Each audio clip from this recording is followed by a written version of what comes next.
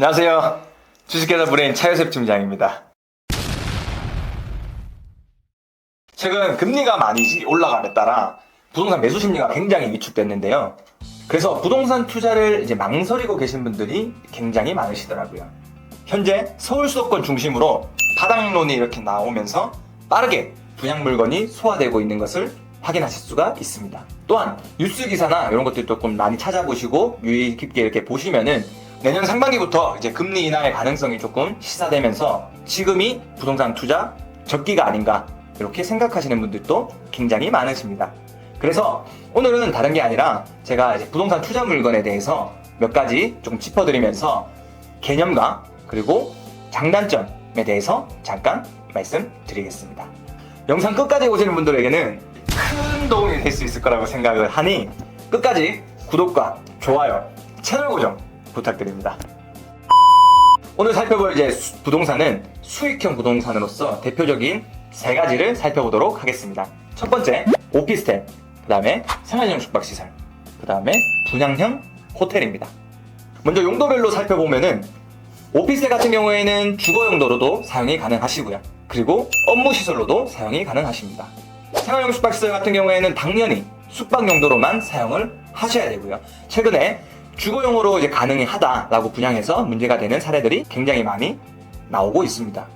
세 물건 다 청약 통장 같은 경우에는 당연히 필요가 없으시고요. 선착순으로 분양이 진행되고 있는 점 염두에 두시면서 좀 일찍 가시면은 원하는 층에 원하는 이제 뷰나 아니면 원하는 호실을 빠르게 분양을 받으실 수가 있으십니다. 여기서 팁을 하나 드리자면은 원하는 호실을 먼저 찝어서 가시는 게 제일 좋으시고요. 혹시나 원하시는 호실이 먼저 나갔을 경우에는 분양 상담사 이제 담당자분들에게 호실을 추천받는 것이 가장 좋습니다. 다음으로 이제 개별 등기에 대해서 이제 살펴보실 텐데요. 당연히 세 물건 다 이제 개별 등기는 나오시고요. 소유권을 취득한 다음에 전매를 하시던지 아니면은 뭐 매매를 하시던지 자유롭게 그렇게 소유권에 관한 사항들을 거래가 가능하십니다. 다음으로 살펴볼 거는 이제 주거랑 시설에 관한 사항인데요. 오피스텔 같은 경우에는 주택으로 사용했을 때는 주거가 가능하시고요. 주거가 가능하다는 말은 전입신고가 가능하다는 말이 될 수도 있습니다. 그리고 오피스 용도로 사용하실 때는 이제 주거나 시설 같은 경우에는 조금 어려우실 수가 있습니다. 생활형 숙박시설 같은 경우에는 당연히 법적인 명칭인 생활형 숙박시설이기 때문에 숙박시설로서만 사용을 하셔야 됩니다. 그 말은 곧 뭐냐면은 전입신고가 안 된다는 말이고요.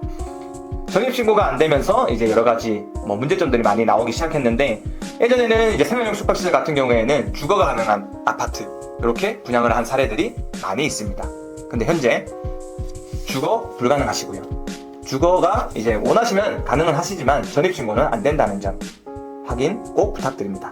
그리고 생활형 숙박시설은 말 그대로 생활이 가능한 숙박시설이기 때문에 취사는 가능하십니다.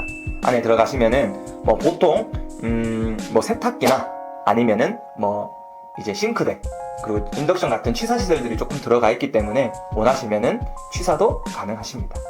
근데 분양형 호텔 같은 경우에는 호텔에 이제 법적으로 취사시설을 이제 놓을 수가 없기 때문에 당연히 분양형 호텔은 취사가 불가능하십니다. 다음으로 이 부분이 제일 중요하실 것 같은데요. 수익형 부동산 같은 경우에는 주택수에 포함이 안 되기 때문에 수익형 부동산을 많이들 또 하시는 분들이 많으신데 주택수 포함 여부를 조금 살펴보시면은 오피스텔 같은 경우에는 만약에 주택으로 사용을 하시게 되시면은 주택수에 포함이 될 수도 있으니 그거는 한번 투자하시기 전에 확인을 하시고 투자를 해보시는 게 좋으실 것 같습니다. 그리고 만약에 오피스텔을 이제 오피스 용도로 사용하게 되시면은 당연히 이제 주택수에는 포함이 되지 않습니다. 생활형 숙박시설 같은 경우에는 이제 당연히 숙박시설이기 때문에 주택수에 포함이 안 되고요. 분양형 호텔도 마찬가지로 숙박시설이기 때문에 주택수에 포함이 안 됩니다.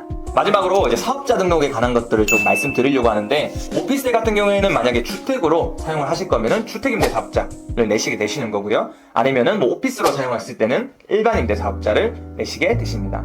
생활형 숙박시설 같은 경우에는 이제 주택이 아니기 때문에 당연히 일반임대사업자만 내시게 되시고요. 그리고 이거는 숙박업을 하시는 거기 때문에 숙박사업자를 내셔야 됩니다. 분양형 호텔은 이제 숙박사업자만 등록을 하시면 됩니다. 마지막으로 이게 각 투자 항목별 투자를 하실 때 꼭 유의하셔야 될 사항이 있으신데요. 오피스텔 같은 경우에는 여러 지역에 오피스텔이 많지만 매매가 가장 활발하게 이루어지는 거는 초역세권에 들어가는 오피스텔과 아니면은 좀 교통이 편한 대도로에 인접해 있는 그런 오피스텔들이 거래가 활발하게 이루어지기 때문에 나중에 시세 차익이나 아니면 매매를 했을 때 황금성의 부분은 그런 쪽에 투자하시는 것이 좋습니다.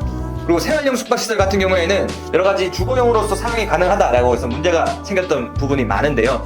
주거용으로서 사용이 안 되시고요. 만약에 주거용으로서 사용을 하시려면은 용도 변경을 해야 되는데 용도 변경을 했을 때 용도 변경 비용이 많이 발생할 수가 있습니다. 그리고 이거는 이제 관광지에 들어갔을 때 수익을 많이 보실 수 있는 상품이시기 때문에 웬만하면은 생활용 숙박시설을 투자하실 때는 유명한 관광지나 아니면은 인피니티 풀을 가지고 있는 바닷가 바로 앞에 들어가는 생활용 숙박시설에 투자를 하시면은 투자금 대비 안전하게 수익을 보실 수가 있으십니다. 가까운 사례로 저희가 좀 분양했던 물건들 중에 예를 조금 들어드리자면은 강릉 경포도에 있는 세인트존스 호텔 지금 월세 잘 받고 계시고요. 그리고 요즘 강원도 쪽에 죽도해변이 많이 뜨고 있기 때문에 죽도해변에 바닷가 바로 앞에 들어가는 그런 생활용 숙박시설들을 조금 알아보시면은 안정적으로 수익을 많이 보실 수가 있으십니다. 오늘은 각 부동산별 개념과 투자 시 유의사항에 대해서 알아봤습니다. 누군가에게는 전 재산이 될 수 있는 부동산 투자.